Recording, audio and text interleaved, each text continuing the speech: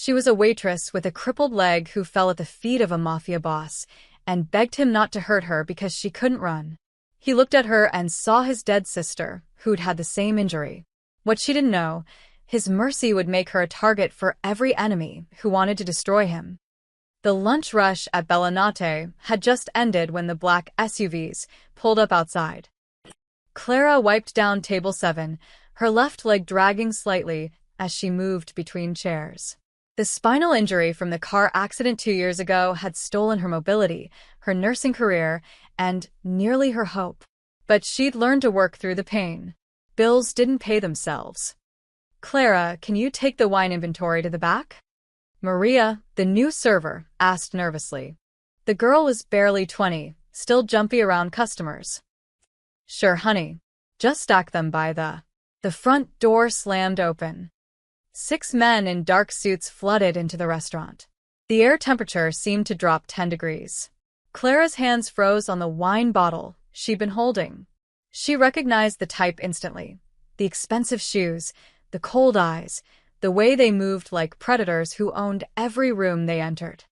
The last man through the door made the others look like children. Alessandro Moretti was tall, broad-shouldered, with dark hair swept back and a scar cutting through his left eyebrow.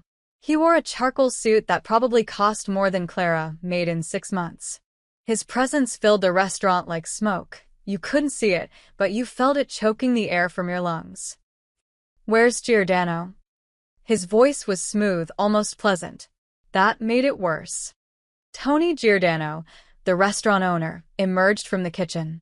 His face had gone pale. "Mr. Moretti, please, I just need another week." "You said that 5 weeks ago."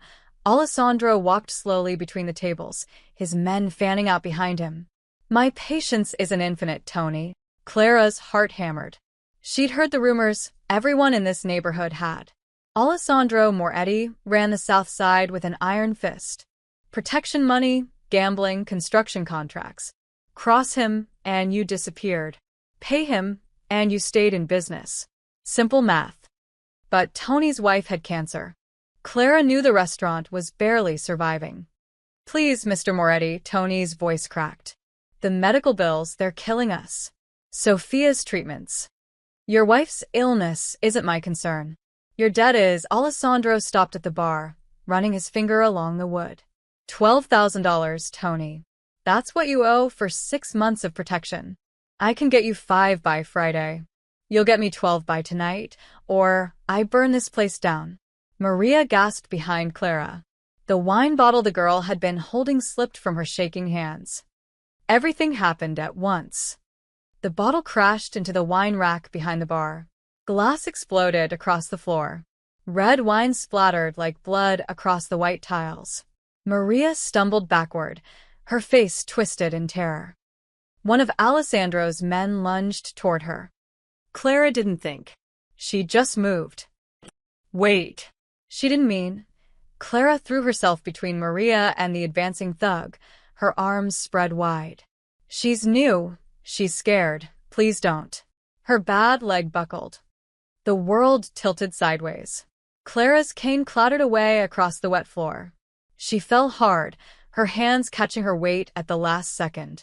Pain exploded through her spine. She bit back a scream, tears springing to her eyes. Black leather shoes appeared in her vision. Expensive. Shined to perfection. Alessandro Moretti crouched down in front of her. Clara looked up into the coldest eyes she'd ever seen. Dark, calculating, empty. This close, she could see the faint scar across his jaw, the gold cufflinks at his wrists, the complete absence of mercy in his expression. "Please," the word came out as a broken whisper. Tears rolled down her cheeks from pain, from fear, from the humiliation of being broken on the floor. "Please. Don't hurt me. I can't walk. I can't run if you..." Something flickered across Alessandro's face. His hand, which had been reaching toward her, stopped midair. His eyes widened slightly, scanning her face like he was seeing a ghost. His jaw clenched. For 3 seconds, maybe 4, he just stared at her. Then he stood abruptly. "Get her up," he said quietly. One of his men helped Clara to her feet, surprisingly gentle, retrieving her cane. She clutched it with shaking hands, her legs screaming in protest. Alessandro turned to Tony. How much? I'm sorry, Mr. Moretti, I'll have. How much is the total debt? Everything. The back rent, the protection fees. All of it. Tony's mouth opened and closed. 18,000. But Mr. Moretti. Alessandro pulled out his phone. Type something. Account number. I don't understand. Your Account number. Tony rattled off the numbers with trembling lips. Clara watched in disbelief as Alessandro made the transfer, then showed Tony the screen. The restaurant owner's legs nearly gave out. It's paid. Alessandro's voice was flat. All of it. We're done here. His men exchanged confused glances. One started to protest. Boss, we can't just. Did I stutter? Alessandro's tone could cut glass. The man fell silent immediately. Alessandro looked at Clara one more time. His expression was unreadable. Anger, confusion, something raw and painful she couldn't identify. Then he turned and walked toward the door. Wait, Clara's voice was barely audible. Why? He stopped. Didn't turn around. You remind me of someone, he said quietly. Someone who deserved better than what she got. Then he was gone. The SUVs pulled away from the curb, leaving nothing but scattered glass, spilled wine, and a restaurant full of people who couldn't believe what they'd just witnessed. Tony collapsed into a chair, his phone screen still glowing with the transfer confirmation. Maria was crying. Oh my God, Clara, I'm so sorry. I didn't mean to. It's okay. Clara's legs felt like water. She lowered herself carefully into the nearest chair, her whole body shaking. It's okay. But it wasn't okay. Nothing about this was okay. The most dangerous man in the city had just paid $18,000 because a crippled waitress had begged for mercy. Clara looked down at her trembling hands and wondered what the hell she'd just started. Clara didn't sleep that night. Every time she closed her eyes, she saw Alessandro Moretti's face. The way his expression had shifted from cold calculation to something almost vulnerable when she'd begged him not to hurt her. The way he'd walked away after paying nearly $20,000 like it was pocket change. You remind me of someone. Who? And why did that someone's memory hold enough power to change a devil's mind? By 8 a.m., her phone was buzzing nonstop. Clara, you won't believe what people are saying. Her brother Daniel's voice was tight with worry. Half the neighborhood thinks you're sleeping with a mob boss. The other half thinks you're his new. I don't know, his protected something. You need to stay away from that restaurant. Stay away from him. Danny, I didn't. I know what you didn't do. But it doesn't matter what's true. It matters what people think. He paused. I'm coming over tonight. We need to talk. The line went dead. Clara arrived at Bellinate at 10 a.m. for her shift. The moment she walked through the door, the kitchen went silent. Tony rushed over, his eyes red-rimmed. Clara, thank God. I didn't know if you'd come back after yesterday. Why wouldn't I? Because. He gestured helplessly around the restaurant. Because of what happened. Because of him. Maria appeared from the back, her expression strange. Everyone's talking about it, Clara. My cousin called me this morning. He works at Sal's Deli on 4th Street. He said Alessandro Moretti never, and I mean never, lets anyone off. Ever. Not in 15 years. So, why did he let us off? David, the line cook, leaned against the doorframe. His tone wasn't friendly. Why'd he pay our debt, Clara? What did you do? I didn't do anything. You must have done something. David's eyes narrowed. Men like that don't just hand out charity. What did you promise him? David. Tony snapped. That's enough. Is it? David crossed his arms. Because now everyone knows this place is connected to Moretti. You think that's good for business, Tony? You think our regular customers want to eat somewhere the Mafia owns? He doesn't own us. Doesn't he? David laughed bitterly. He paid our debt. That means we owe him. And somehow, that debt runs through her. He pointed at Clara. So, yeah, I want to know what she promised. Get back to work, Tony said firmly. But Clara could see the question in his eyes too. The doubt. The lunch shift was torture. Some of the staff treated her like she was made of glass. Overly polite, nervous, like she might call down Moretti's wrath if they looked at her wrong. Others, like David, shot her dark looks and whispered when she passed. Maria apologized 17 times. This is my fault. If I hadn't dropped that bottle. It's not your fault, Clara said for the 18th time. But even Maria looked at her differently now. Like Clara was something foreign, something dangerous. At 2 p.m., a regular customer, Mrs. Chun, who came in every Tuesday for minestrone, sat at Clara's section. She ordered quietly, barely making eye contact. When Clara brought the soup, Mrs. Chun leaned in close. My husband says we shouldn't come here anymore, she whispered. He says Moretti's protection means trouble. Other families might make moves. She pressed $20 into Clara's hand.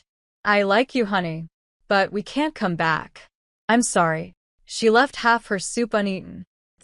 Across the city, in a penthouse office overlooking the harbor, Alessandro Moretti was having his own difficult morning. You paid a restaurant's protection debt, Marco, his oldest lieutenant, stood with his arms crossed. $18,000. Out of your own pocket. I'm aware of what I did. Are you? Marco's voice rose. Because the families are talking, Alessandro. Russo's people think you're going soft. The Calabrese crew is asking if we're still collecting, or if all they need is a sob story and a pretty girl. Alessandro's jaw tightened. Watch your tone. I'm watching my investment, Marco leaned forward. We built this empire on fear and respect. You show mercy to one restaurant, and suddenly everyone thinks they can negotiate. They think they can beg their way out. No one will think that. They already do. Marco slammed his hand on the desk. Polly got a call this morning from that hardware store on Mitchell Street. They want an extension. Said if you can forgive Giordano's debt, surely you can give them more time. You see? It's starting. Alessandro stood slowly. When he spoke, his voice was ice. Tell Polly that Giordano was a special circumstance. Tell Mitchell Street they pay by Friday, or they lose the store. And tell everyone else that my mercy isn't a policy. It's an exception. One exception. Are we clear? Marco hesitated. What was so special about that circumstance? Alessandro turned to the window, his reflection ghost-like in the glass. That's not your concern. It is if it makes you vulnerable. Get out, boss. Get out. After Marco left, Alessandro pulled out his phone.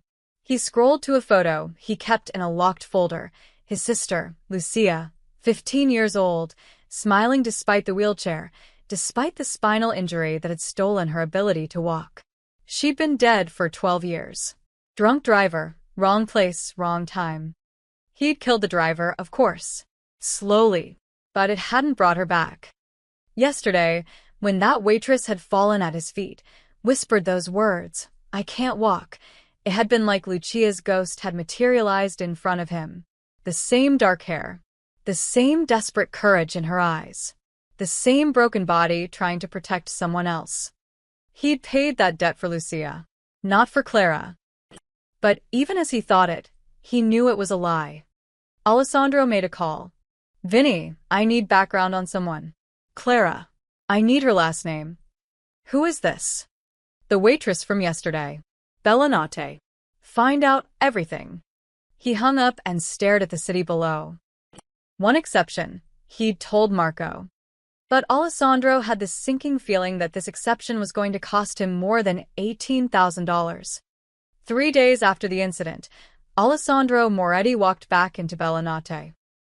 Clara was refilling the salt shakers when the door opened. She looked up and froze. Her hands locked around the glass shaker so tightly, she heard it crack. He wasn't alone. 2 men flanked him, one she recognized from before, another new face with cold eyes and a gun-shaped bulge under his jacket. But it was Alessandro who commanded the room. He wore a navy suit today, no tie, the top button undone. Somehow that made him look more dangerous, not less. Mr. Moretti, Tony appeared from the kitchen, his voice strangled. We weren't expecting. I'm here to check the accounts. Alessandro's tone was businesslike. Make sure the books are clean now that your debt's settled. The accounts are fine, I promise. I'll be the judge of that. Alessandro's eyes swept the restaurant and landed on Clara. Something flickered in his expression. I'll wait while you get the paperwork. That booth, he pointed to the corner table, the one with a clear view of the entire restaurant. Tony practically ran to his office. Alessandro slid into the booth. His men took positions near the door and the kitchen's strategic points, Clara realized. They could see every entrance, every exit. This wasn't about checking accounts. This was a show of ownership. Clara tried to focus on her work, but her hands trembled as she arranged menus. She could feel his eyes on her, watching, Studying. Maria approached her, whispering urgently. He keeps looking at you. Clara, what's going on?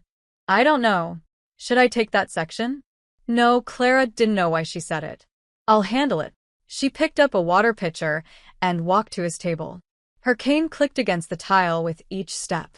The sound felt too loud in the hushed restaurant. Water. Her voice came out steadier than she felt. Please, his eyes never left her face. She poured carefully, acutely aware of how close his hand was to hers. Would you like to see a menu? I'm not here for the food. Clara's heart hammered. Then what are you here for? Sit down. I'm working. Seat. Down, not a request. Clara glanced at Tony's office door, still closed. She lowered herself into the opposite seat, gripping her cane. Mr. Moretti, if this is about your injury, he interrupted. How did it happen? The question caught her off guard. Car accident. 2 years ago. Drunk driver? Texting driver. She ran a red light, hit my car broadside. Clara's throat tightened at the memory.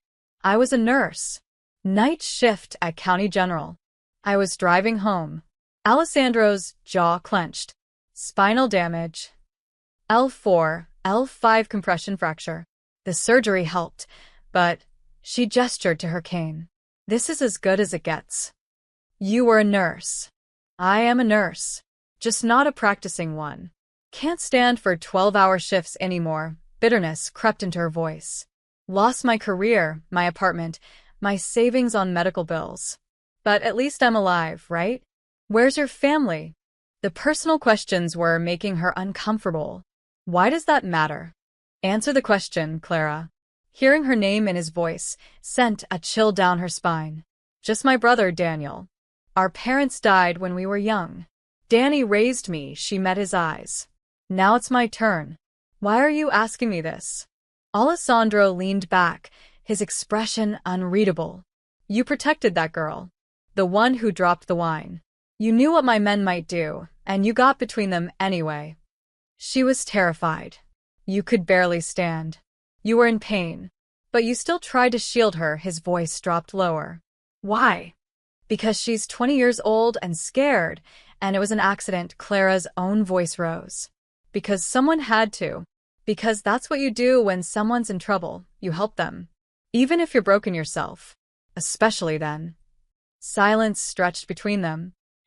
My sister had a spinal injury, Alessandro said quietly. Born with it. She could never walk without crutches. People stared at her, pitied her, treated her like she was less. His hands curled into fists on the table. But she was stronger than anyone I ever knew. Braver. She'd throw herself in front of danger if it meant protecting someone weaker. Clara's chest tightened. What happened to her? She died. 12 years ago. His eyes held an ocean of pain. She was crossing the street. Drunk driver hit her. She never had a chance to run. I'm sorry. Don't be sorry. Be alive, he stood abruptly. Tony! The restaurant owner rushed out, clutching account ledgers. Yes, Mr. Moretti? Forget the books. I've seen what I needed to see. Alessandro pulled out his wallet, extracted several bills, dropped them on the table. Easily $300. This restaurant is under permanent protection now. No chatty. My men will check in weekly. Anyone gives you trouble, customers, suppliers, other families, you call this number. He handed Tony a business card. Tony's mouth fell open. Mr. Moretti, I can't. This is too generous. It's not generosity. It's business, but Alessandro's eyes were on Clara when he said it. Consider it an investment. His men exchanged glances. One of them, the cold-eyed one, looked openly suspicious. Alessandro walked toward the door, then paused beside Clara's table. He didn't look at her, but spoke loud enough for only her to hear. The physical therapy center on Madison Street. They're the best in the city. I've made arrangements for an evaluation. No cost. I can't accept. You haven't accepted anything. I've simply made a phone call. He finally turned to face her. They'll call you tomorrow. What you do with that call is your choice. Why are you doing this? For a moment, something raw and honest crossed his face. Because watching you fall reminded me that I couldn't save her. But maybe he stopped himself. The call comes tomorrow. 9 a.m. Then he was gone, his men trailing behind him like shadows. The restaurant erupted in whispers the moment the door closed. Clara sat frozen in the booth, staring at the $300 on the table, her mind reeling. Daniel was going to lose his mind. The conference room in Alessandro's headquarters was thick with cigar smoke and tension. 8 men sat around the table, his most trusted lieutenants, the ones who'd built this empire with blood and bullets. Marco stood at the head, arms crossed, his face carved from stone. Beside him sat Rocco Dinelli, a younger lieutenant with ambition burning in his eyes. The others watched Alessandro with varying degrees of concern. We need to talk about the restaurant, Marco said flatly. Alessandro poured himself a scotch. What about it? What about it? Rocco leaned forward. Boss, you paid someone's debt. You put a civilian business under permanent free protection. In 3 days, we've had 7 other establishments ask for special consideration like Bellinate got. And what did you tell them? We told them to pay up or close down, Marco said. But it's getting harder to enforce when everyone's heard you went soft for some waitress with a sob story. Alessandro's hand tightened on his glass. Watch your mouth. We're watching our business collapse, Rocco interjected. His tone was respectful, but his eyes held challenge. The Calabrese family is circling. Russo's crew is making noise. They smell weakness, boss. They think you're losing your edge. Let them think what they want. We can't afford that luxury. Marco slammed his fist on the table. This organization runs on fear and respect. You showed mercy, public, visible mercy. That makes you look weak. It makes us look weak. I made one exception. Exceptions are cracks, Rocco interrupted. And cracks spread. Today it's one restaurant. Tomorrow someone else tries to bargain with tears and excuses. Where does it end? Silence fell over the room. Vinny, the oldest lieutenant, cleared his throat. Boss, we're not questioning your judgment. But the streets are talking. Your enemies are watching. Some of us think he hesitated. Some think maybe we should correct the mistake. Alessandro's eyes turned to ice. Corrected how? The restaurant. Vinny wouldn't meet his gaze. Make it look like we changed our minds. Send a message that mercy was temporary. Maybe rough up the owner, trash the place a little. No. Boss. I said no. Alessandro stood slowly. The temperature in the room dropped. That restaurant stays protected. Anyone who touches it answers to me personally. Are we clear? Marco's jaw clenched. And the waitress?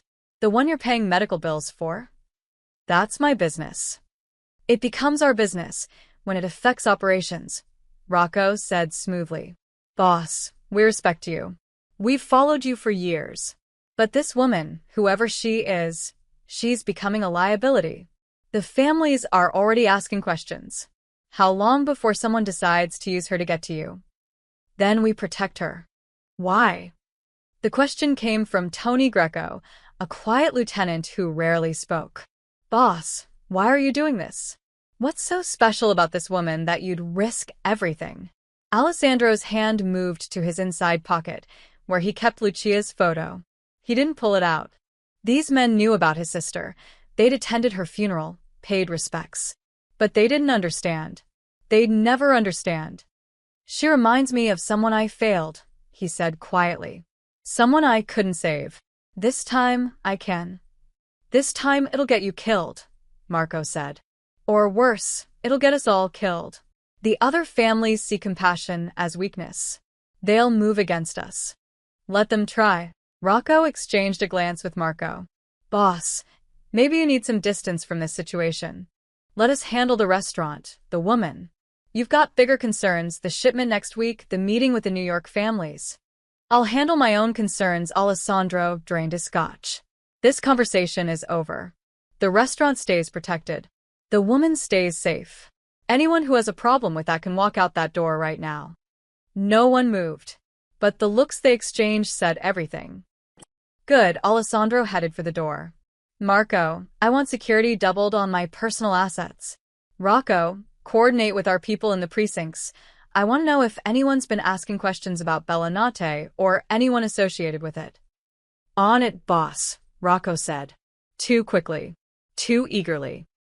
After Alessandro left, the room remained silent for a full minute. He's compromised, Rocco said finally.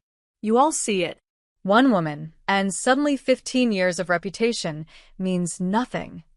He's the boss, Vinny said cautiously. We follow orders. Even when those orders sink the ship? Rocco stood, pacing.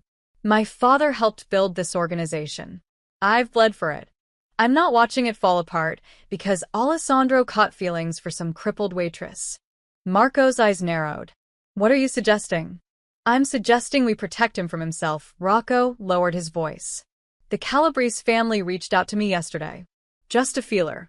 They wanted to know if the rumors were true, if Alessandro's really gone soft.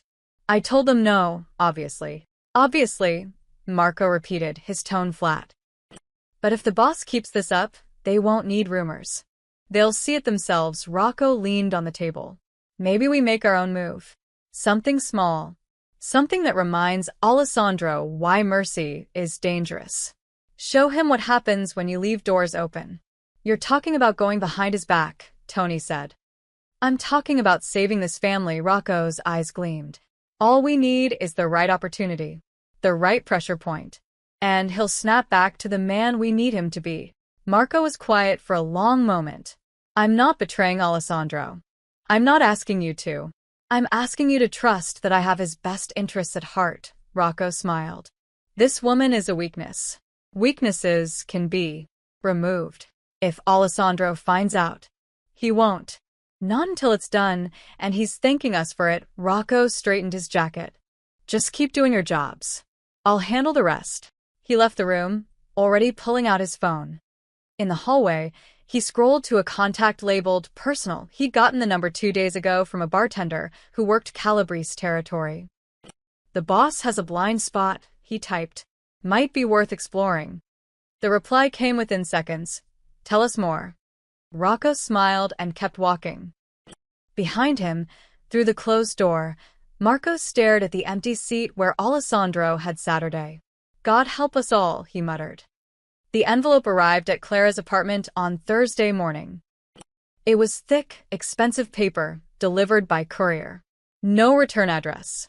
Inside was a letter from Madison Street Physical Therapy Center, the most prestigious rehab facility in the city, the kind of place where athletes and celebrities recovered from career-ending injuries. Dear Ms. Rossi, you have been selected for our comprehensive spinal rehabilitation program. The evaluation, treatment plan, and all associated costs have been covered by a private benefactor. Your first appointment is scheduled for Monday, 9 a.m. Please call to confirm. Clara read it 3 times, her hands shaking. This was real. This was actually happening. For 2 years, she'd accepted that her cane was permanent, that the constant pain was her new normal, that watching other nurses rush past while she limped through the grocery store was just how life would be now. She'd made peace with it, or told herself she had. But this letter cracked that peace wide open. What if she could walk without pain? What if she could stand for a full shift again? What if she could get her life back? She was reaching for her phone when her apartment door burst open. Daniel stormed in, his face flushed with anger. He was still in his construction company uniform, cement dust on his jeans. Tell me it's not true. Clara's heart sank. Danny, tell me you didn't accept help from a goddamn mobster. He threw a newspaper on her kitchen table. The local section had a small article. Moretti Organization extends protection to local restaurant.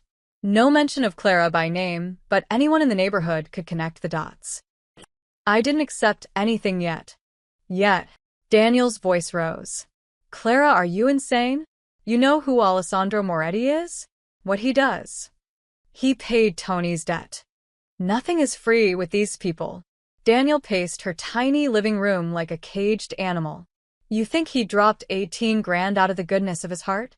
Men like that don't have hearts. They have angles. Investments. And right now, little sister, you're his investment. He lost someone. His sister. She had the same injury I do. I don't care if she had the same face. Daniel spun to face her. This is the Mafia, Clara. They're not your friends. They're predators. And you just painted a target on your back by accepting their charity. I haven't accepted. The medical center called me, his voice cracked. I'm your emergency contact, remember? They wanted to confirm your appointment Monday. Said everything's been taken care of. Do you understand what that means? You're in his debt now. And Mafia debts don't get paid with money. Clara stood, gripping her cane. What was I supposed to do? Say no to the first real chance I've had in 2 years. Yes.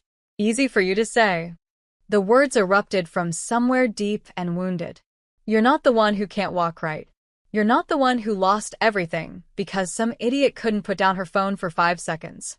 You don't live with this pain every single day. Daniel's face softened. Clara. I was a good nurse, Danny.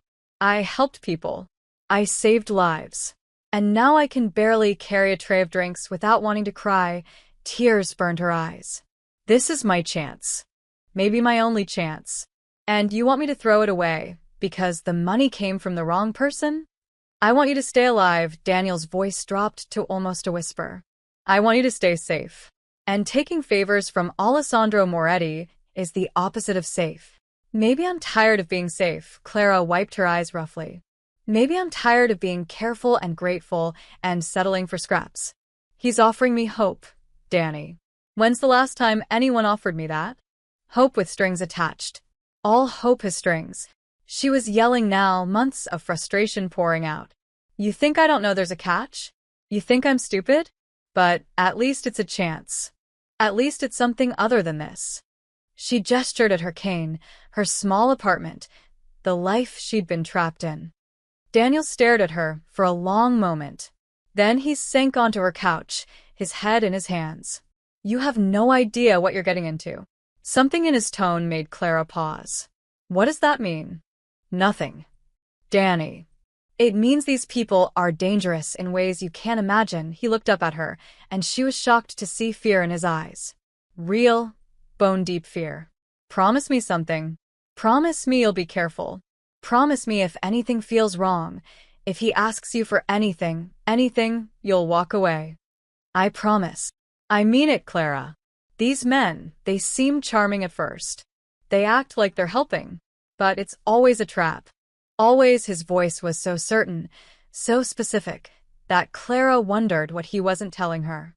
How would you know? Daniel stood abruptly. Because I'm not an idiot. Because I've lived in this neighborhood my whole life. He headed for the door, then stopped. Call me after the appointment Monday. I want to know you're okay. I will.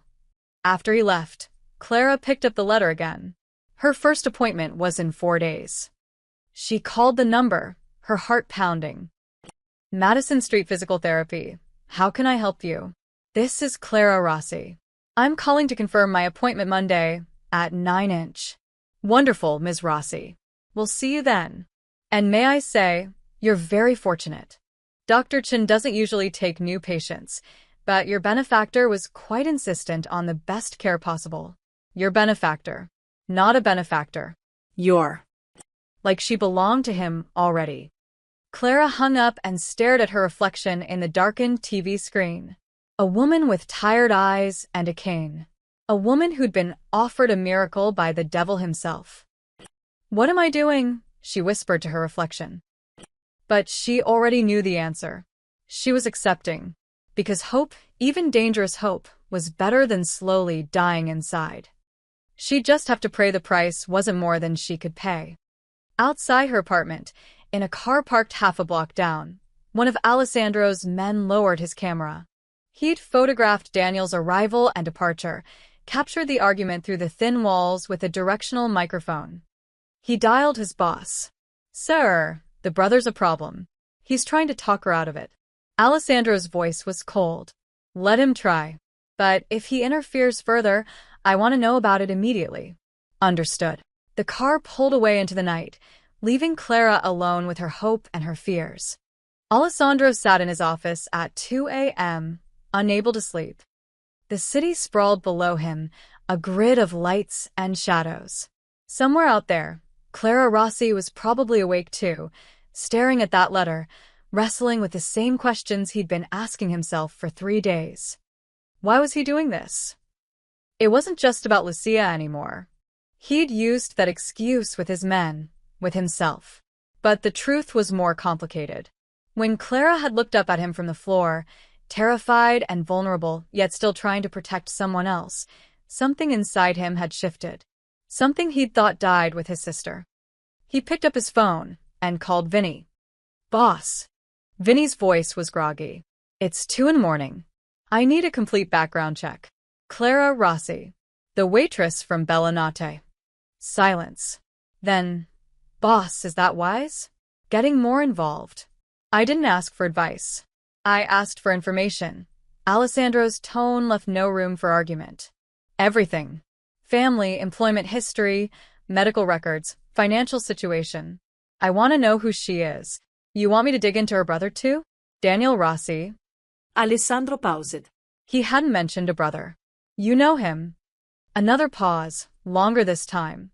"Boss." "You're not going to like this." "Tell me. Let me pull the file. I'll call you back in 10".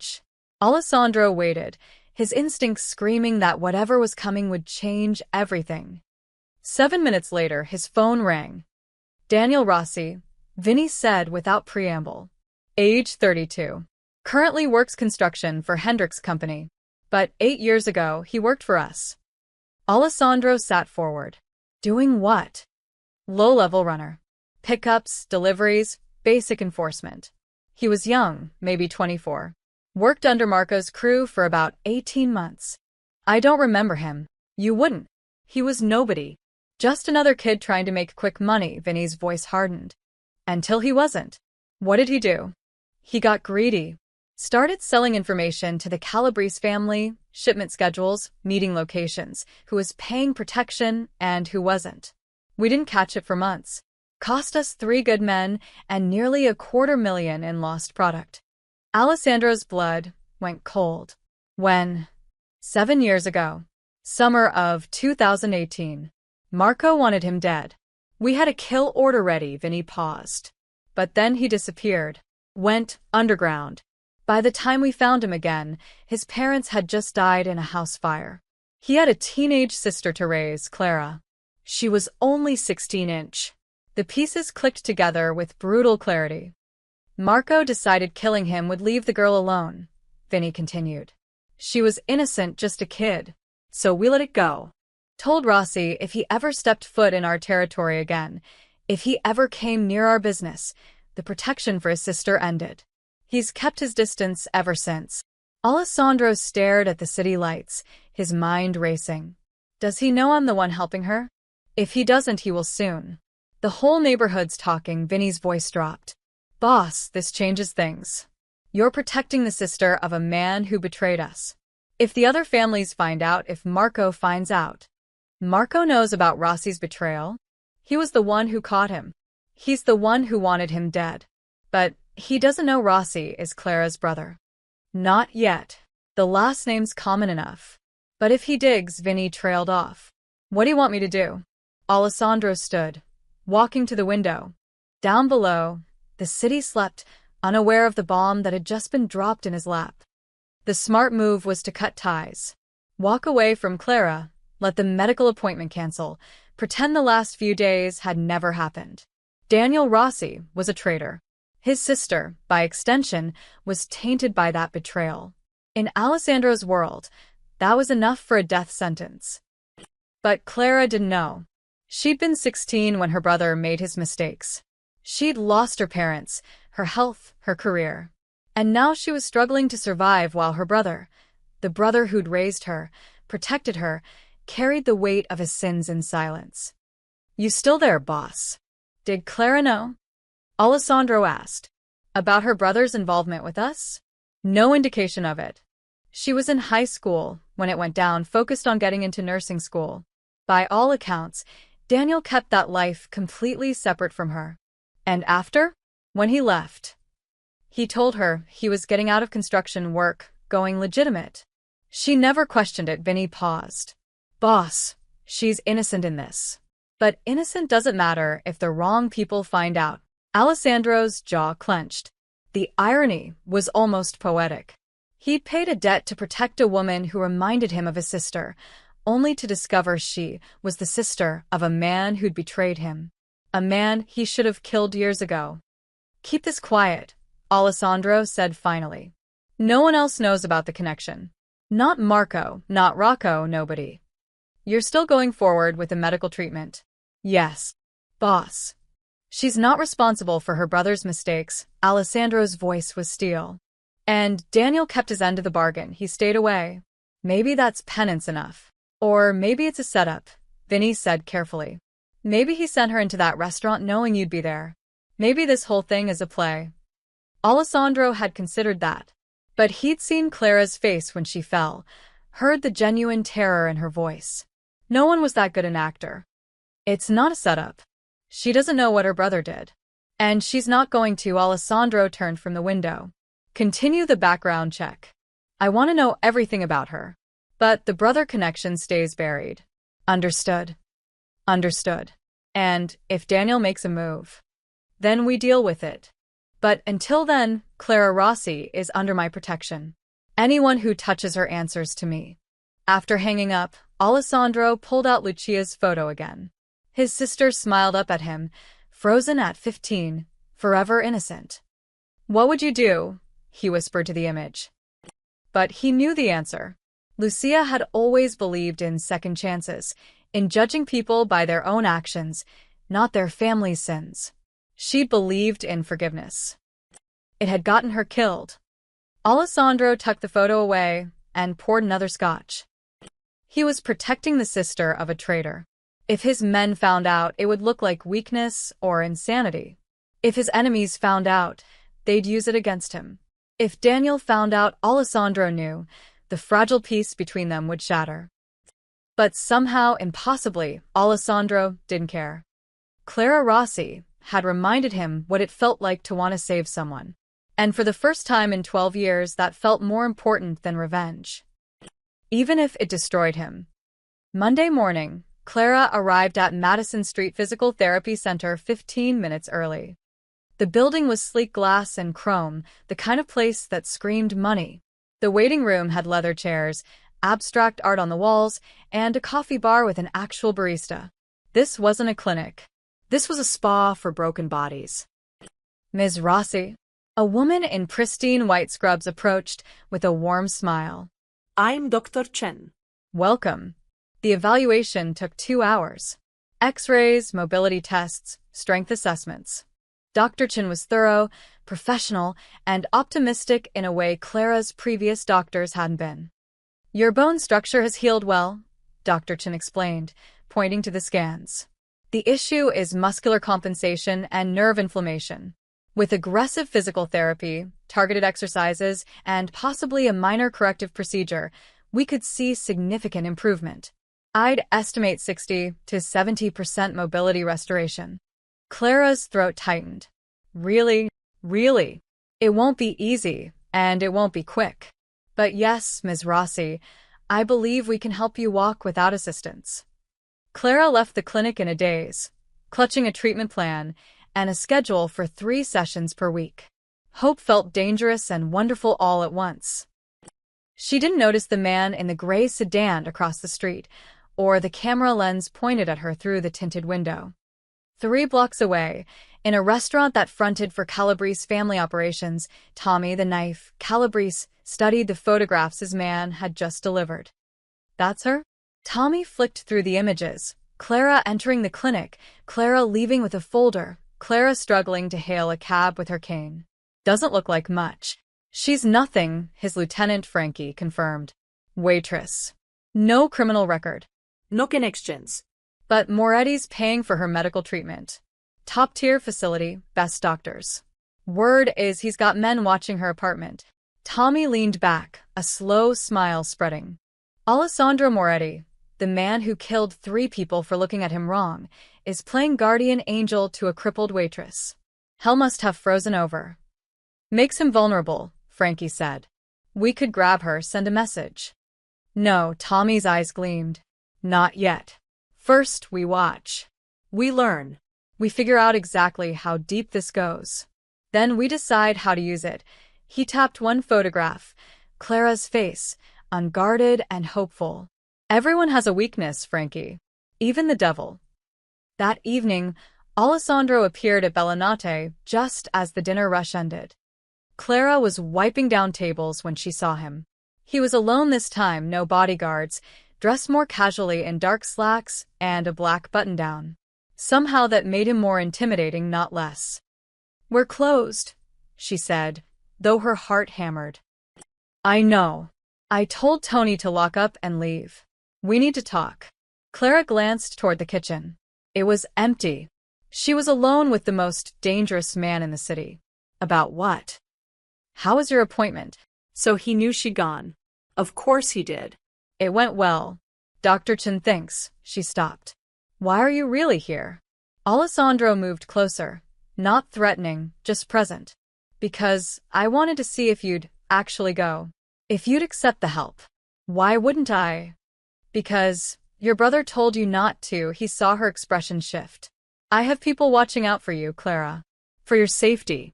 That includes knowing who visits your apartment and what gets said through thin walls. Anger flared in her chest. You're spying on me? I'm protecting you. From what? From people who might see you as a way to get to me. His voice was matter-of-fact, like he was discussing the weather. You became a person of interest the moment I paid that debt. Whether you like it or not, you're connected to me now. That puts you in danger. Clara's legs suddenly felt weak. She lowered herself into a chair. I didn't ask for this. I know. Alessandro sat across from her, and for the first time, she saw something human in his eyes. Something tired and sad. My sister didn't ask for it either. Didn't ask to be born with a broken spine. Didn't ask for people to stare or pity her. But she made the best of what she had, he paused. Her name was Lucia. Clara watched him carefully. You loved her. She was the only good thing in my family. Our father was violent. Our mother was weak. But Lucia, a faint smile crossed his face. She had this laugh. This ridiculous, snorting laugh that she hated. But it was so genuine, so joyful. She could barely walk, but she'd insist on dancing at weddings. She'd stumble, fall, laugh it off, and keep going. How old was she? 15 when she died. A drunk driver, his hands curled into fists on the table. She was crossing the street to buy flowers for our mother's birthday. The driver ran a red light. She never even saw it coming. Clara's chest ached. That's why when I fell. You looked like her. Same dark hair. Same determination in your eyes. Same stubborn courage. Alessandro met her gaze. When you tried to protect that girl, even though you were hurt, even though you were terrified, that's exactly what Lucia would have done. Silence stretched between them, heavy with things unsaid.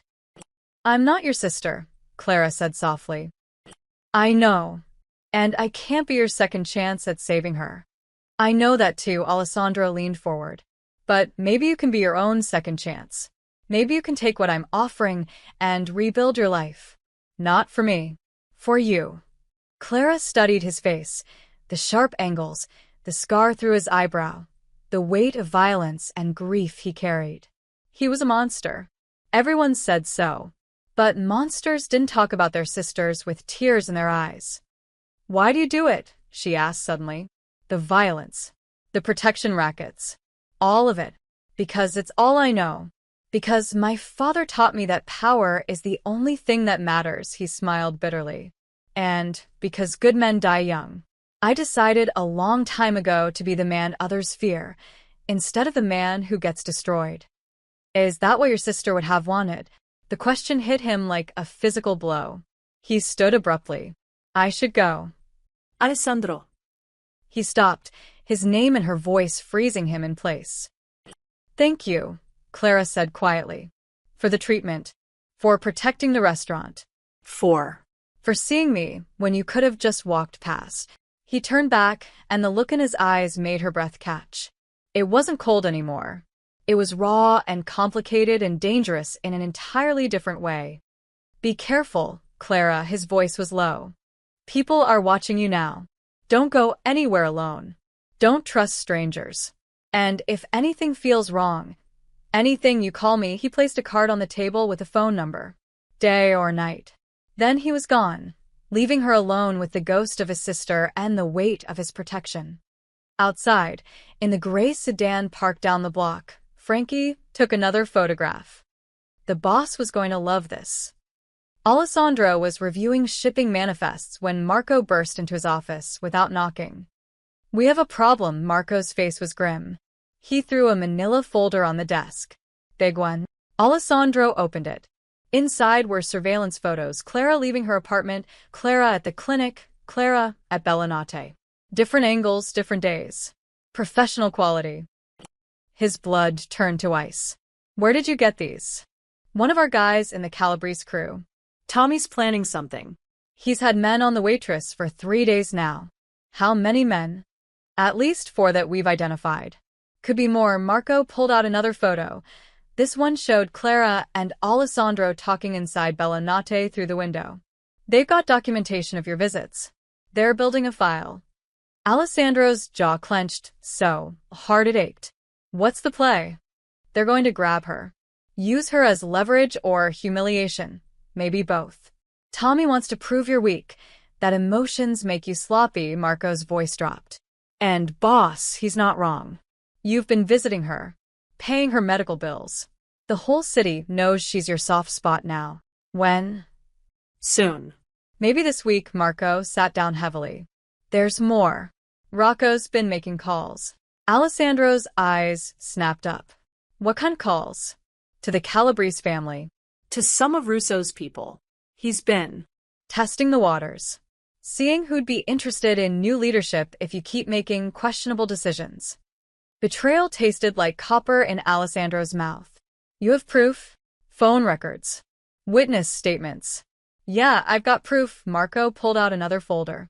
"I was going to come to you about Rocco first, but then this Clara situation escalated," and he stopped. "Boss, some of the men agree with him." "Which men?" "Does it matter? The point is, your protection of this woman is causing fractures. They see it as weakness. They think you've lost your edge." Marco leaned forward. "There's a simple solution here. You let the Calabrese family make their move. Let them grab her.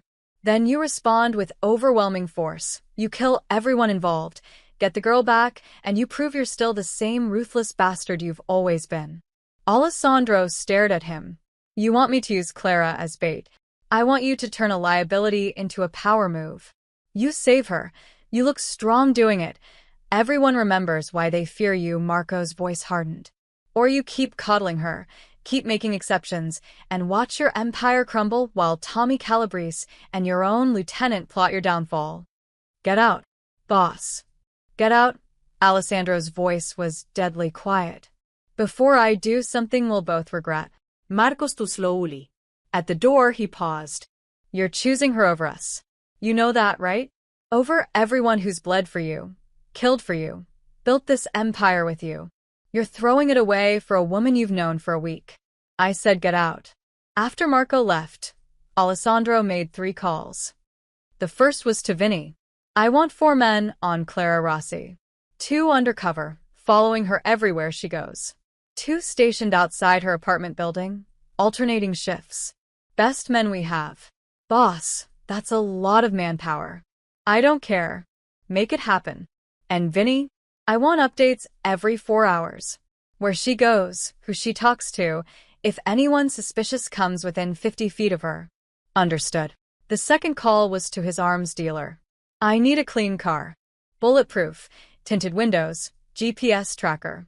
Have it delivered to, he gave Clara's address. And a driver. Someone she won't recognize as one of ours. The third call was to Clara. She answered on the second ring. Hello. It's Alessandro. Silence.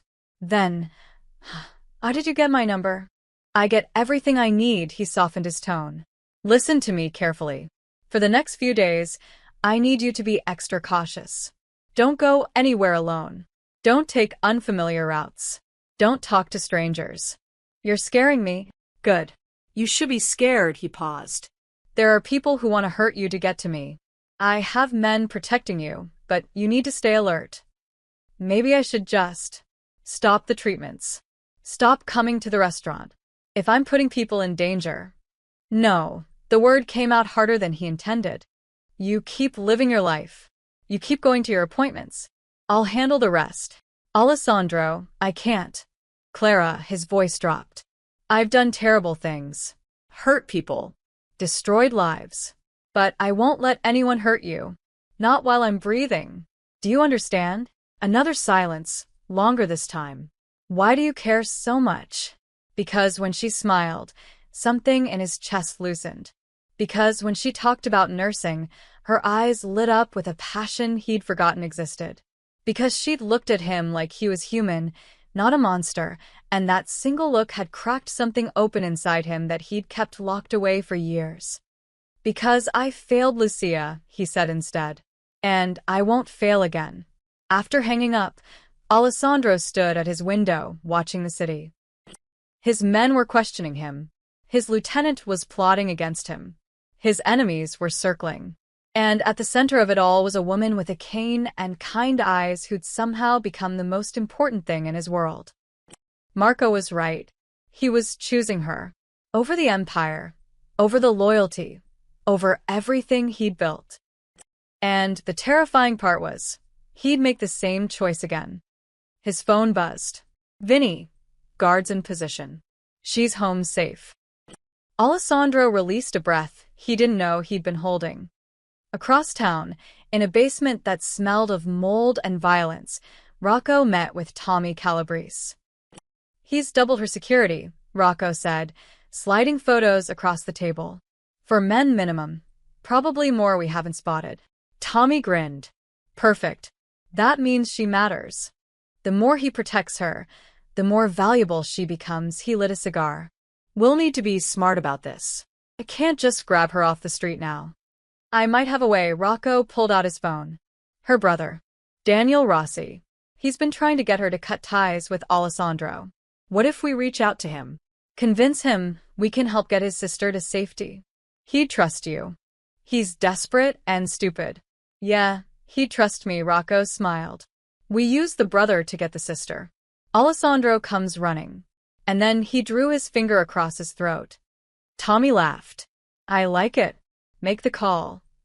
In her apartment, Clara locked her door and leaned against it, her heart pounding.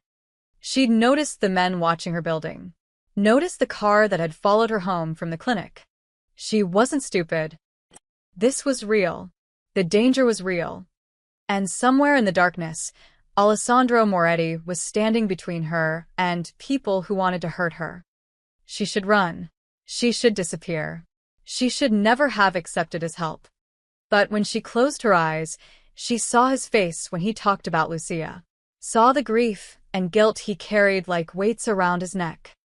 He was trying to save her because he couldn't save his sister. And God help her, she was starting to care about saving him too. Daniel Rossi had been watching Clara's apartment for 2 hours when he finally spotted them. 2 men in a black sedan. Too obvious to be cops. Too professional to be random. They watched the building with the stillness of predators, and Daniel knew exactly what they were. Moretti's men. His little sister was under surveillance by the Mafia.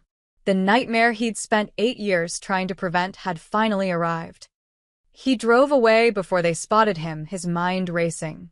This was his fault. All of it. If he'd never gotten involved with Alessandro's organization years ago, if he'd never betrayed them, if he'd just stayed clean, Clara would be safe now. But she wasn't safe. She was a pawn in a game she didn't even know she was playing. Daniel pulled into a parking garage and sat in the darkness, his hands shaking on the wheel. He needed help. He needed someone who could get Clara out of this mess before it consumed her. He scrolled through his contacts and stopped at a name he'd saved 3 years ago, Rocco Dinelli. They'd worked together briefly when Daniel was a runner. Rocco had been lower level then, hungry and ambitious, but not cruel.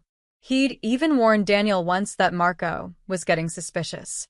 If anyone in Moretti's crew might help him now, it would be Rocco. Daniel dialed before he could talk himself out of it. Yeah. Rocco's voice was cautious. It's Daniel Rossi. I need to talk. A pause. Rossi. Been a long time. Heard you went straight. I did. But now there's a problem. My sister. She's gotten tangled up with your boss. I need to get her out. The waitress, Rocco's tone shifted. Interested now. Clara, right? Pretty girl. Moretti's new obsession. She doesn't know what she's gotten into. I need help getting her somewhere safe, away from all this. And you're calling me why? Because you're smart. Because you know how this world works, Daniel's voice cracked. Because you have a sister too. You told me about her once. Remember? Silence. Then, meet me tomorrow night. 10 p.m. The old warehouse on Porter Street. Come alone. Thank you, Rocco. I swear I'll. Don't thank me yet, Rocco hung up. Daniel sagged in his seat, relief flooding through him. Rocco would help. He had to.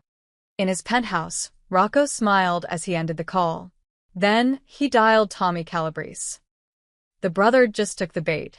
That same evening, Clara was closing the restaurant when Alessandro walked in. We're closed, she said reflexively, then recognized him. Her pulse quickened. You shouldn't keep coming here. People will talk more than they already do. Let them talk. Alessandro locked the door behind him. I needed to see you. Something in his voice made her set down the dish towel.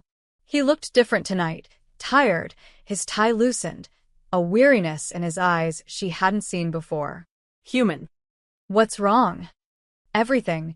He crossed to the bar, poured himself a scotch without asking permission. My men are questioning me. My lieutenant is betraying me. My enemies are circling. And at the center of it all is you. Clara's chest tightened. Then let me go. Stop protecting me. Stop paying for treatments. I can't. Why not? Because you're the first thing I've cared about in 12 years that isn't business or revenge or power. The confession tumbled out like he couldn't hold it back anymore. You unsettle me, Clara. You make me question everything I've built. Everything I am. She moved closer, her cane clicking softly. I'm nobody. Just a broken waitress. You're not broken. You're surviving. He turned to face her, and the raw emotion in his eyes stole her breath. When you fell that day, I saw Lucia. But every time since, I've seen you. Just you. And that terrifies me more than any enemy ever has. Because you don't know how to care about someone without it being about your sister? Because I don't know how to care about someone without destroying them. His voice dropped to barely a whisper. Everyone I've ever loved ends up dead or damaged. My sister. My mother. Even my enemies' families. I've orphaned children, widowed women. Death follows me, Clara. And now it's following you. Clara set down her cane, stepping closer, without support. Her leg protested, but she ignored it. Then why not walk away? Let me live my life. Because I'm selfish. Alessandro's hand came up, almost touching her face, then dropped. Because seeing you get stronger, watching you walk a little easier each week, hearing you laugh with that girl Maria, it makes me feel human again. And I've been a monster for so long I forgot what that felt like. The air between them crackled with tension. You're not a monster, Clara whispered.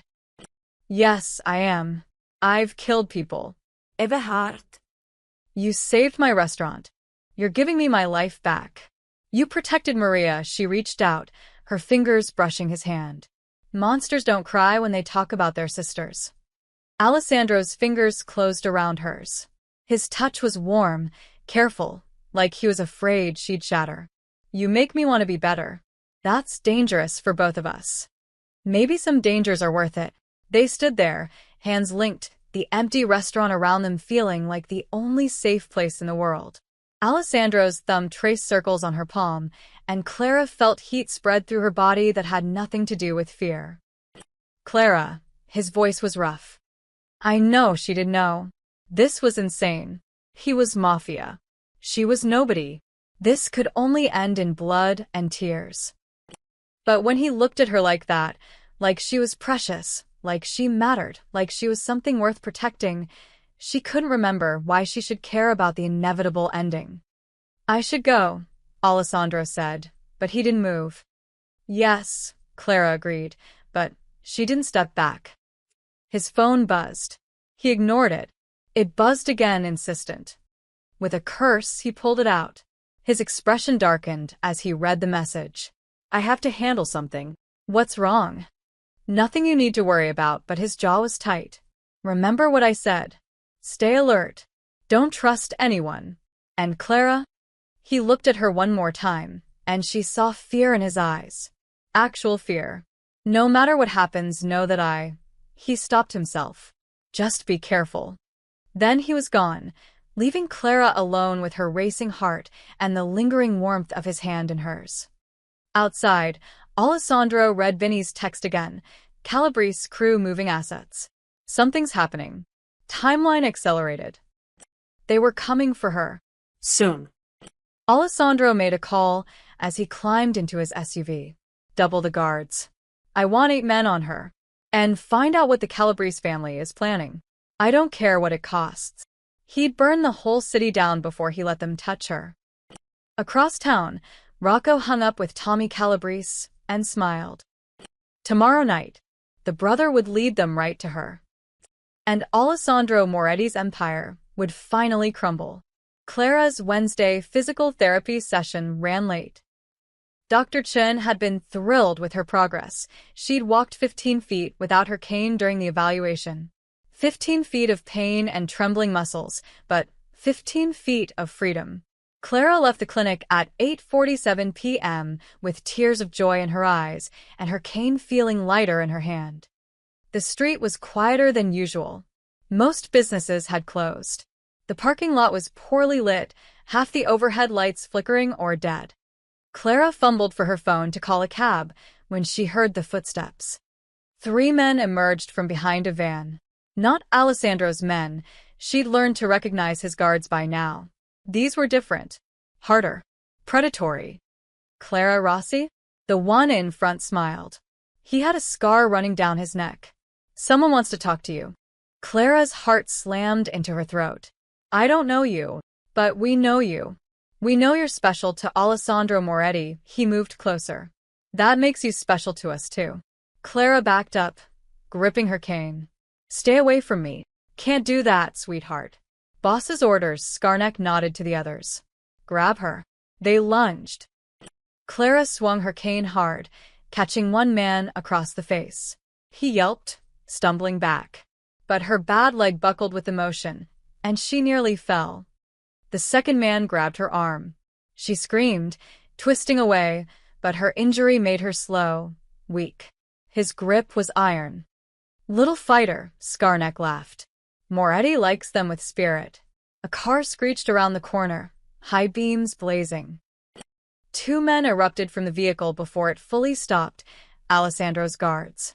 Clara recognized one of them, Sal, who'd been following her for days. Let her go. Sal's gun was already drawn. Skarnek pulled out his own weapon, using Clara as a shield. Back off. This is Calabrese business. There's no Calabrese business with her. Everything happened at once. The man holding Clara yanked her harder, trying to drag her toward the van. Pain exploded through her spine. She screamed, her leg giving out completely. She fell to her knees on the pavement, agony white-hot. Gunshots cracked through the air. Sal fired, hitting the man who'd been holding Clara. He dropped with a grunt, blood spreading across his shoulder. The third attacker returned fire, and Clara heard the bullet ping off metal somewhere behind her. She tried to crawl away, but her leg wouldn't cooperate. The world spun in pain and terror. More cars arrived, too many to count. Doors slammed. Men shouted in Italian.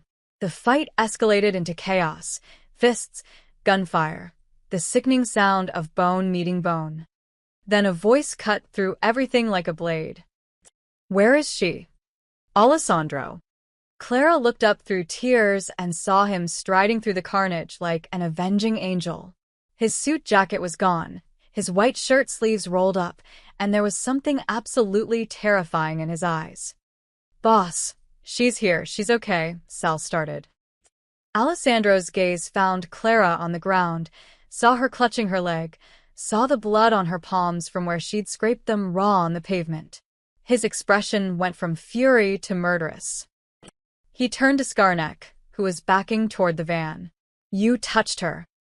"We were just following orders." Alessandro moved so fast Clara barely saw it.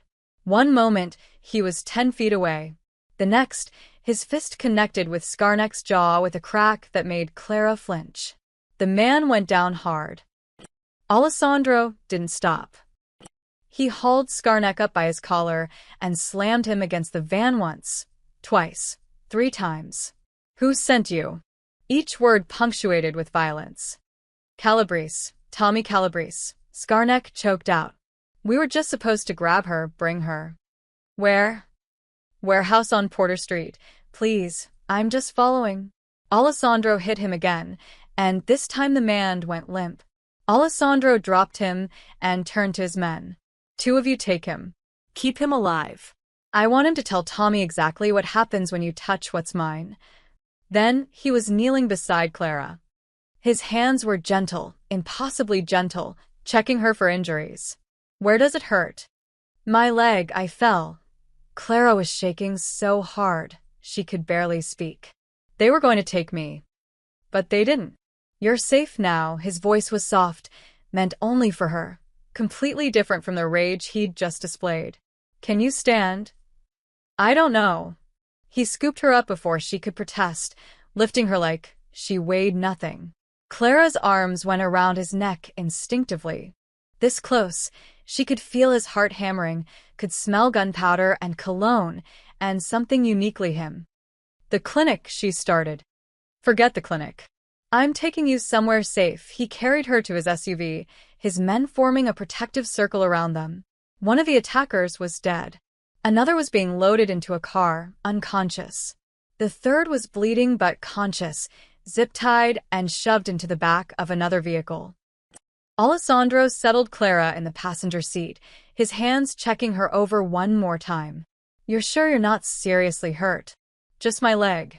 Same old injury. She tried to laugh, but it came out as a sob. "This is insane. This is completely insane." "I know." His hand cupped her face, thumb brushing away tears. "I'm sorry." "God, Clara, I'm so sorry. I should have had more men on you. I should have." "You saved me." She grabbed his wrist, holding his hand against her cheek. "If your men hadn't been here—" "Don't." "Don't think about it," but his jaw was rigid, his eyes haunted. "This is my fault. They came after you because of me." "Did you pull the trigger? Did you give the order?" Clara's voice steadied with anger. "No." "Someone else did this. Someone evil. Don't you dare take responsibility for their choices." Alessandro stared at her like she'd just said something in a foreign language. Then he leaned forward and pressed his forehead to hers, his eyes closed. "You should hate me." "I should," Clara whispered. "But I don't." A car horn broke the moment. Vinny approached the window. "Boss, we need to move. Police will be here soon." Alessandro pulled back, his expression hardening back into the cold mask. "Take her to the safe house. Make sure Dr. Chen meets us there to check her over." "Where are you going?" Clara asked. "To have a conversation with Tommy Calabrese. The way he said it made Clara's blood run cold. Alessandro. Stay safe, Clara. That's all I ask. He closed her door and was gone, climbing into another vehicle. As they drove away, Clara watched him through the rear window, standing in the parking lot surrounded by his men, blood on his hands and murder in his eyes. She'd always known he was dangerous. But tonight, she'd seen exactly how dangerous and how far he'd go to protect her. The truly terrifying part? She wasn't sure if that should scare her or make her feel safer than she'd ever felt in her life. The safe house was a penthouse apartment in a building Alessandro owned. Clean, secure, and empty except for Clara, 2 guards, and Dr. Chen, who pronounced her bruised but not seriously injured. Clara was sitting on the leather couch with an ice pack on her knee when Alessandro returned 3 hours later. His knuckles were split and bloody. His expression was carved from stone. Behind him, 2 of his men dragged someone. Daniel. Clara's ice pack fell to the floor. Danny? What's going on? Tell her, Alessandro said coldly. Tell your sister what you did. Daniel's face was pale, his eyes red-rimmed. One eye was swelling shut. Someone had hit him. Clara, I'm sorry. I was trying to help. He set you up. Alessandro's voice could cut glass. He contacted my lieutenant, Rocco, and asked for help getting you to safety. Rocco used that information to arrange tonight's attack. Clara's world tilted. No. Danny wouldn't. I didn't know.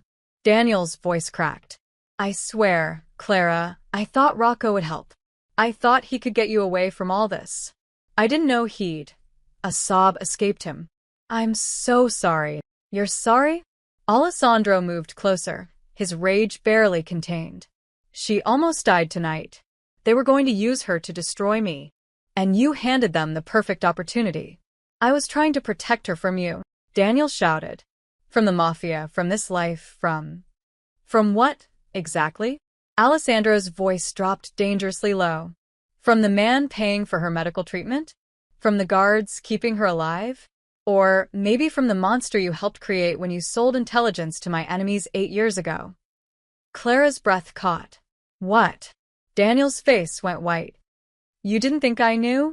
Alessandro circled him like a predator. Daniel Rossi. Low-level runner for my organization. Worked under Marco's crew in 2017 and 2018. Then started selling shipment schedules and protection lists to the Calabrese family. Cost me 3 men and $250,000 in product. Danny, Clara's voice was barely a whisper. You told me you worked construction. You said. I lied. Daniel couldn't look at her. I was young and stupid and desperate for money. I got in with Moretti's crew, and when I realized what I'd done, I tried to get out. The Calabrese family offered me money for information, and I took it. Tears streamed down his face. Then Mom and Dad died, and you were only 16, and I had to raise you. Moretti's people found out about the betrayal. They were going to kill me. I should have killed you, Alessandro said flatly. But Marco decided an orphaned 16-year-old girl was punishment enough. We let you live on the condition you never entered our territory, never touched our business again. You agreed. I kept that agreement. Daniel's voice rose desperately. For 8 years, I stayed away. I went legitimate. I raised Clara, put her through nursing school, gave her a clean life away from all this. I kept my word. Until tonight, Alessandro grabbed Daniel by the collar, yanking him close. You contacted Rocco. You brought my betrayer and my enemy together. You gave them exactly what they needed to hurt Clara. I didn't know Rocco was dirty. You didn't know because you've been out of the game. Alessandro shoved him back. But you knew enough to know contacting any of my men was a risk. You did it anyway. And she paid the price. Clara stood, her legs screaming in protest. Stop. Both of you, just stop. Alessandro and Daniel turned to look at her. Alessandro. Her voice shook but held firm. You've known about Danny's past for how long? 5 days. And you didn't tell me. I was protecting you. No. You were making decisions for me. Clara's eyes blazed. You think I'm too weak to handle the truth? Too fragile. That's not.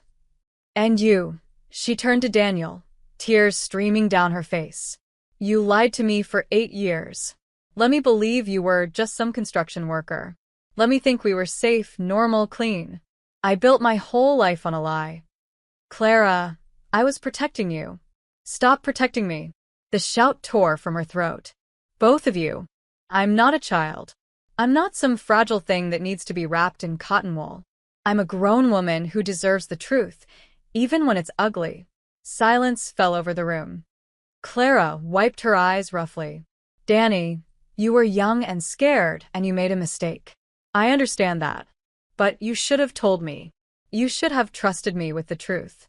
I know. I'm sorry. She turned to Alessandro. And you? You knew my brother betrayed you, and you protected me anyway. Why? Because you're not responsible for his sins. But you could have told me. You should have. She met his eyes. If this, whatever this is between us, is going to be real, it has to be honest. Even when the truth is hard. Alessandro's jaw worked. You're right. Clara turned back to Daniel. Get out. Go home. Think about what you've done, and how you're going to fix this. Clara. I'll call you when I'm ready to talk. Until then, I need space, her voice cracked. From both of you. Alessandro nodded to his men. They escorted Daniel out, surprisingly gentle. After the door closed, Alessandro and Clara stood in tense silence. Rocco's dead, Alessandro said quietly. I took care of it myself. Made it public. My other lieutenants understand now that betrayal, any betrayal, ends the same way. But mercy for those who deserve it isn't weakness, he paused. Your brother deserved mercy. Because of you. Thank you. I didn't do it for thanks. I know. Clara moved closer despite everything. You did it because you're not the monster you pretend to be. Alessandro's hand came up, cupping her face. I killed a man tonight. Probably will kill more before this is over. I know. She didn't flinch away. But you also let my brother live when everything in your world said you should kill him. That has to count for something. In my world, it counts as weakness. In mine, Clara whispered, it counts as strength. His thumb traced her cheekbone. You terrify me, Clara Rossi. Good. You terrify me too, she smiled despite everything. Maybe that means we're even. For the first time that night, Alessandro almost smiled. Outside in the hallway, Marco spoke to Vinny in low tones. He spared the traitor's brother. Killed Rocco, without hesitation. The men are talking. Let them talk, Vinny said. They saw what happened to Rocco. They'll fall in line. Marco nodded slowly. Maybe the boss isn't weak. Maybe he's just different now. Is that better or worse? Marco looked through the door at Alessandro, watching Clara with an expression he'd never seen on his boss's face. Honestly, I have no idea. 2 weeks after the attack, Clara stood in Madison Street Physical Therapy Center, holding onto parallel bars while Dr. Chin watched with a clipboard. Ready? Dr. Chin asked. Clara nodded, her heart pounding. She released the bars. Then she walked. No cane. No support. Just her own 2 legs carrying her forward, 1 step, 2 steps, 5, 10. The pain was there, dull and familiar, but manageable. Her gait wasn't perfect. Her left leg still dragged, slightly. But she was walking. 15 steps. 20. All the way to the end of the bars. Oh my God, tears streamed down Clara's face. I'm doing it. You're doing it. Dr. Chin laughed. Clara, this is remarkable progress. 6 more months of therapy and you might not need the cane at all except for long distances. After the session, Clara didn't call for a car. She walked, slowly, carefully, to the address Alessandro had given her. His office building. The legitimate one he used for business meetings, not the headquarters where blood got spilled. The receptionist recognized her immediately. Ms. Rossi. Mr. Moretti said to send you right up. 20th floor. The elevator ride felt endless. Clara's reflection stared back at her from the polished doors, a woman who looked stronger than she felt, braver than she'd been 3 weeks ago. The doors opened to a reception area, with floor-to-ceiling windows overlooking the city. Alessandro stood with his back to her, phone to his ear, speaking rapid Italian. He turned when he heard her footsteps. His eyes widened. "I'll call you back." He ended the call without waiting for a response. "Clara, you walked here." All the way from the clinic, she couldn't stop smiling. No gané. Dr. Chin says 6 more months, and I might not need it at all. Something flickered across his face. Pride, relief, something deeper she couldn't name. "That's incredible. It's because of you." Clara moved closer.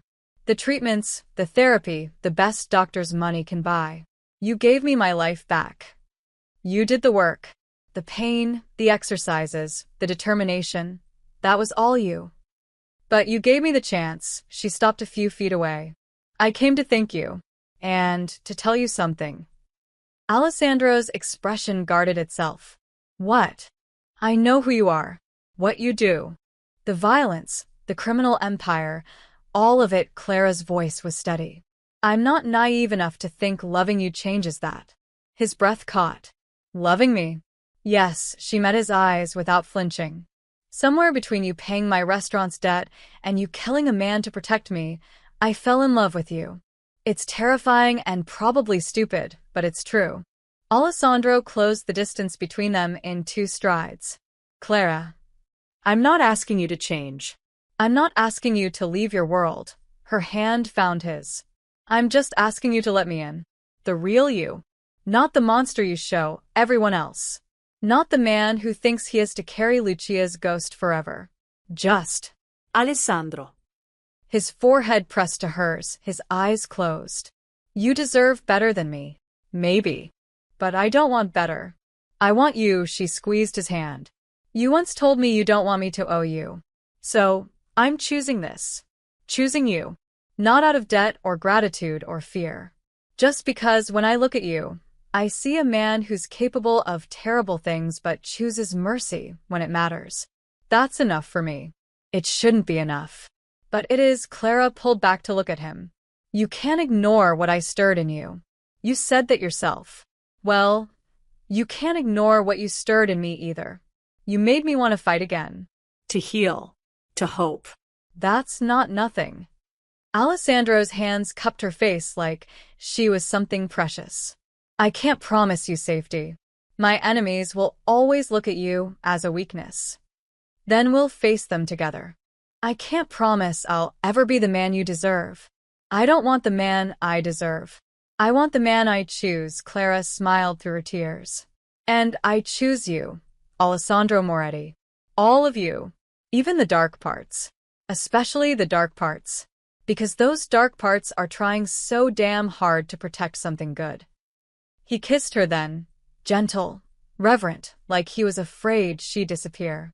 Clara melted into him, her arms around his neck, letting herself fall completely. When they finally broke apart, Alessandro rested his forehead against hers. "I love you. God help me. Clara, I love you more than I've ever loved anything except Lucia." "I know," she smiled. "And I love you back. We'll figure out the rest." They stood there in the sunlight, 2 broken people who'd somehow made each other whole. A mafia boss who'd learned that mercy wasn't weakness. A woman who'd learned that strength came in unexpected forms. Outside, the city hummed with life. Dangerous, complicated, beautiful.